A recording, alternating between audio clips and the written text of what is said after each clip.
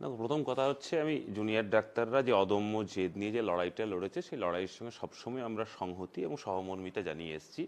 এবং জুনিয়র ডাক্তারদের যে 7 দফা যে দাবি, সেই দাবিগুলোর মধ্যে যদি তুমি একটু লক্ষ্য করো তাহলে দেখবে যে দীর্ঘদিন যে স্বাস্থ্য ব্যবস্থার যে অচলাবস্থা, এবং মমতা বন্দ্যোপাধ্যায় মুখ্যমন্ত্রী প্রায় প্রথম দিন থেকে তিনিই স্বাস্থ্যমন্ত্রী, এই যা যা অভিযোগগুলো করেছে, বদলি হোক, থ্রেড সিস্টেম হতে পারে, ইনফ্রাস্ট্রাকচার কত হতে পারে, সবটা একটা জিনিস জুনিয়র ডাক্তারদের দাবির মধ্য দিয়ে প্রকাশিত হয় যে আরজি করে তিলোত্তমার বিচার চাইতে গিয়ে বিষয়গুলো এসছে, কিন্তু এই বিষয়গুলো ছিল বিদ্যমান মমতা বন্দ্যোপাধ্যায়ের শাসনেই বিদ্যমানগুলো বিষয়গুলো ছিল।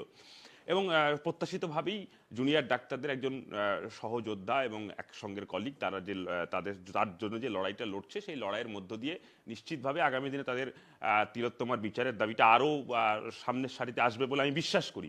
আমি শুধু একটা কথা বলতে চাই যে আমাদের রাজ্যের যিনি মুখ্যমন্ত্রী মমতা বন্দ্যোপাধ্যায়, এই মমতা বন্দ্যোপাধ্যায় শাসন ক্ষমতা আসার পরে বিভিন্ন দাবি দেওয়া নিয়ে অবস্থান হয়েছে, ধর্ণা হয়েছে, বিক্ষোভ হয়েছে, এখনো পর্যন্ত গান্ধী মূর্তি, মেয়র রোড, বিভিন্ন জায়গাতে চাকরি প্রার্থীরা আছে। এবং অতীতে আমরা দেখেছি এই মমতা বন্দ্যোপাধ্যায়কে ওই ধর্ণা বা অবস্থানরত চাকরি প্রার্থীদের কাছে গিয়ে সেখানে আপনার অবস্থানটা তুলে নিন, পুজোর পরে আমি অ্যাপয়েন্টমেন্ট দিয়ে দেবো।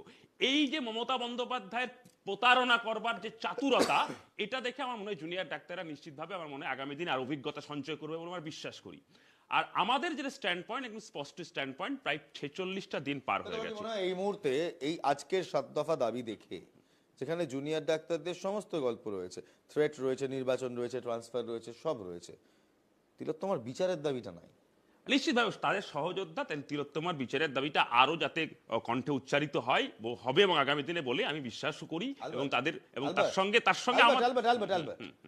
কল দ্য স্পেড আ স্পেড নেই এখনো পর্যন্ত যে মেলের মধ্যে, সেই মেলের মধ্যে নেই তিনি। তবে নিশ্চিতভাবে তাদের যে সভা সমিতি মিটিং মিছিলে সেখানে জাস্টিস ফর আরজি কর, জাস্টিস ফর তিলোত্তমার কথা তারা বারবার সোচ্চার হচ্ছে, সেটা আমরাও দেখছি। এবং আগামী দিনে যাতে আরো ভাবে স্পেসিফিক ভাবে, যে কথা তাপসবাবু বলছিলেন যে এখন নাকি সিবিআই বা ইডি তদন্ত করছে, কিন্তু এ কথা তো অস্বীকার করবার কোনো জায়গা নেই যে রেসপন্সিবিলিটিটা ডেফিনেটলি ছিল স্টেট পুলিশে। সবার আগে স্টেট পুলিশের রেসপন্সিবিলিটি ছিল। সেই রেসপন্সিবিলিটির ক্ষেত্রে যদি তোমাদের সংবাদ মাধ্যমের মাধ্যমে আমি দেখেছি যে প্রাক্তন কলকাতা পুলিশ সুপার যিনি বিনীত গোয়েল একদম অন ক্যামেরাতে বলছেন যে গত 48 ঘন্টা ধরে পুলিশ যা যা অ্যাকশন নিয়েছে আন্ডার হিজ কমান্ড যদি হয়ে থাকে, আর আজকে যে জিনিসটা সামনে আসছে যে টালা থানায় বসে সন্দীপ ঘোষ আর অভিজিৎ মন্ডল তথ্য প্রমাণগুলো লোপাট করলো, তাহলে এটা খুব স্পষ্টভাবে প্রচার হয়ে যায় যে বিনীত গোয়েলের কমান্ডে যদি এই কাজগুলো হয়ে থাকে, তার তথ্য প্রমাণটাও বিনীত গোয়েলের কমান্ডেই হয়েছে।